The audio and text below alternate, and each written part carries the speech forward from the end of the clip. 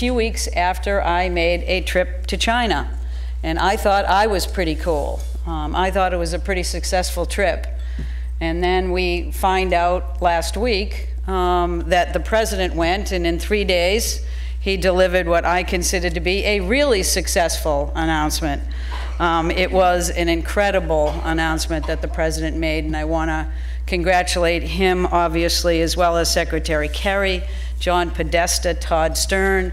I want to thank Carol Browner, who's out there, who was working on these issues as well. And I want to congratulate them on really coming back with nothing less than a historic joint announcement.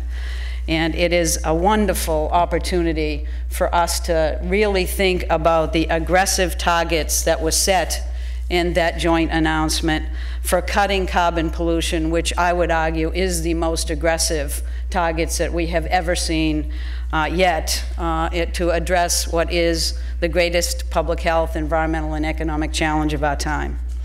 And so when you get the two biggest economies and the two biggest carbon polluters standing up together, recognizing the challenge of climate and setting a path forward, I am very bullish on what that means for our ability next year to achieve an international agreement in Paris that is substantive and meaningful. So it's a pretty exciting time. And I also want to recognize that the US targets in particular were aggressive. But I want you also to understand that they were achievable. The announcement detailed the US target of reducing carbon emissions by 26 to 28% in 2025. And China agreed to cap carbon emissions no later than 2030 and to boost its share of renewable energy to 20%. And for an economy that is as large as China, to be able to make that commitment is a significant step forward. So this announcement, while it's certainly not a silver bullet, it's not the answer on climate change, it is a tremendous leap forward. And it's a leap that was really, I believe, brought to you by presidential leadership and domestic action. And I am really proud to be part of that effort. You know, thank you. Not for me, for everybody else. You know, under President Obama's climate action plan, EPA is taking action, not just what we did before to get at the mobile source sector, where we've significantly increased fuel economy and reduced greenhouse gases, but right now the time is focused on cutting carbon pollution from our power sector. We call that our Clean Power Plan. In US actions to cut carbon pollution at home, like the Clean Power Plan, will continue to be critical as we leverage these meaningful actions with action abroad. And that's what the president intended when he actually promised to take action on climate. He promised to maintain US leadership on this issue across the world, and he and his administration are really delivering on those promises. And nothing is different than this week that was different or would have been different last week. Our commitment remains strong. You know, for too long, the science on climate has been clear. And for too long, the risks of a changing climate have been clear as well. And we have known for too long that climate change has been fueled by carbon pollution and that has been supercharging the risks to our health, the risk to our economy, and the very risk to our way of life. Yet we still are here today with virtually no limits on the harmful carbon pollution fueling climate change from our largest sources, our power plants.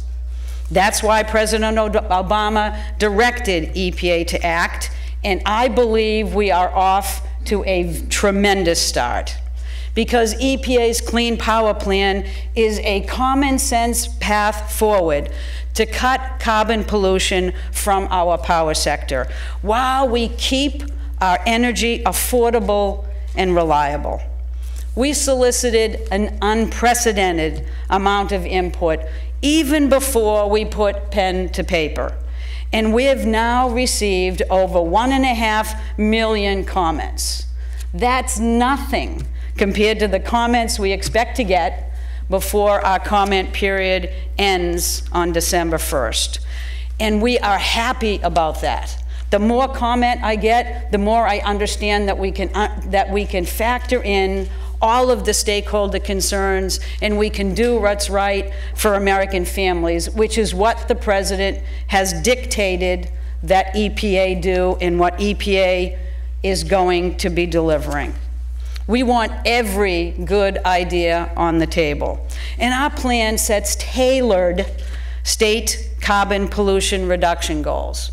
Those goals respect regional and state differences, as well as unique energy situations that are happening across the country. And when states meet those goals, the reductions we are going to see is in the order of 30% fewer carbon emissions in 2030 than we emitted from our power sector in 2005.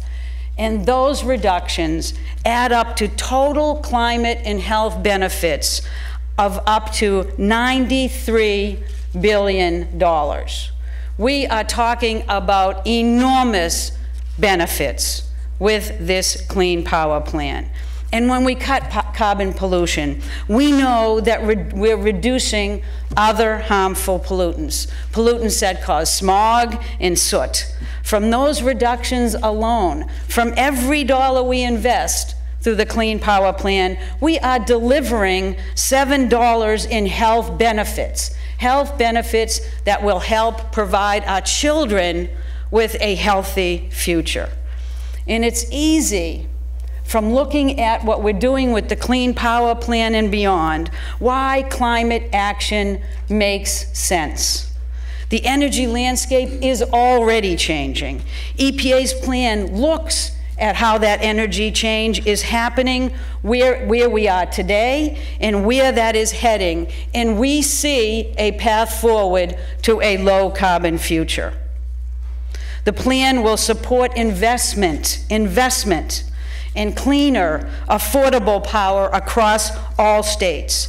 It is not a one-size-fits-all prescription. It actually builds on progress that's already underway all across the nation, in our companies, in our city halls, in our state capitals. 38 states already have renewable energy portfolio standards, and 10 states already have joined market-based greenhouse gas emission reduction programs. And according to a report from the Carbon Disclosure Project, companies like Delta, like Google, and like Disney use an international carbon price in making their business decisions, because investors and CEOs see the value of climate action. Now that you think about it, what has taken us so long, folks? The good news is that climate action is not just a defensive play. It advances the ball. It's an opportunity to modernize our power sector and to build a low-carbon economy that will fuel growth and provide jobs for decades to come. That story of energy progress is being written all across America. And you don't have to take my word for it. Climate action is fueling a resurgent auto industry. Thanks to EPA and DOT's historic fuel efficiency and greenhouse gas standards for cars and trucks, our automakers added more than 250,000 jobs since 2009. They are actually selling fuel-efficient vehicles that people want to buy. That is a success story. Those standards are also saving families money at the pump. It's a win for the planet, and it's a win for everybody's pocketbooks. Climate change is supporting homegrown clean energy. Since President Obama took office, wind energy has tripled, and solar has grown tenfold. That's thousands of jobs that no one can ship overseas. Renewable energy on public land by itself accounts for 20,000 jobs. And every 4 minutes, another American home or business goes solar. And jobs in the solar industry are growing faster than any other sector in the United States. And the United States is now the largest natural gas producer in the world. And that is what is fueling the change in our energy landscape, providing us opportunities to shift to lower carbon sources. Now, I know CAP has done some work. They have done some work to show how a diverse energy mix will be essential to our fight against climate change moving forward. That's why in our Clean Power Plan, we provided such tremendous flexibility, and why that flexibility is a key principle in how we are going to move this forward, because it allows states to choose their low carbon path forward, the one that makes the most sense to them, that's based on their own energy needs, that's based on their own economy. And it means more energy choices, and it means more ways to invest. Not more cost, more investment. Through flexibility, our plan sends a powerful market signal, and that market signal is going to unleash American innovation, and it is going to create American jobs. And that's the real prize of any regulatory action. We don't regulate to drive regulation. We regulate to drive markets. That is how we are going to win. So the benefits of climate action are, in my opinion, very clear. Unfortunately, we know there are folks out there that aren't quite so certain that this is the path forward. But we know that the time for action is now, and we know that we not only have a legal obligation to take action, but we have a moral obligation to take action. And that moral obligation will not wane. First, our laws direct us to act. Under the Clean Air Act, not only do we have the authority, which the Supreme Court's told us a bunch of times, but we have the responsibility to the American people to curb carbon pollution just like we have every other source of pollution so effectively over the past 40+ years. Now, second, we really don't act despite the economy. We really don't. We're smarter than that. We actually act because of the economy.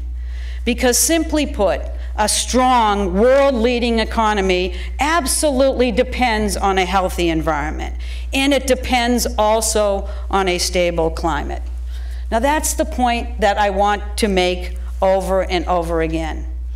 Because clean energy means less pollution, and less pollution means lower costs to our health and lower costs to our economy. And those costs, while they're not always captured on our bills, we certainly will continue to feel it in all of our pocketbooks. And as temperatures and sea levels rise, so do insurance premiums, so do food prices and medical bills and more. And taxpayers and businesses are already paying the price of climate impacts and will continue to pay a higher price moving forward the longer it takes for us to deliver these actions successfully. Now, the American people, they get it. A recent poll showed that 7 in 10 Americans want us to act on climate. And new research from a business advocacy group finds that small business owners and entrepreneurs stand to benefit from our plan the most. Let's give them that opportunity. We know how much small businesses provide in terms of the jobs in this economy.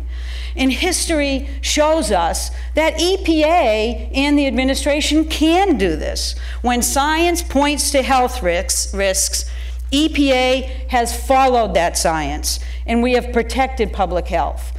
The direction we have headed each and every time has always been a direction which led to bigger economic growth. It has never led to the sacrificing of economic growth to provide those protections. We have never had to make that choice. We have always made the choice that provided both. Over the last 40 years, one example, we have cut air pollution by 70%, while our economy has tripled in size. We did that also without driving up energy costs. Today, we have had 56 consecutive months of job growth under President Obama's watch. 56 consecutive months of job growth. That is the longest period of job growth in the American history. All the while, we have kept driving pollution down, and we have supported a booming clean energy industry. We can continue to drive pollution down. This time, our eye needs to be on the prize of the biggest threat to public health that we face, which is the carbon pollution that we are emitting today. Our climate challenge is not just a responsibility that we must accept. It's an opportunity for all of us to seize, to retool. It's a resurgence with new technologies, new industry, and new jobs that we should have as our goal, equal to our goal of addressing climate change, because they will go hand in hand. So let's remind ourselves. Let's remind ourselves of 40+ years of history, that we actually know what we're doing. We're really capable of taking up this challenge. And let's take a cue from the historic announcement that President Obama made with China and embrace this defining moment of American leadership. We owe it to our kids to lead on climate change, not just to leave them a cleaner, safer planet, but an opportunity-rich economy for generations to come. Thank you very much.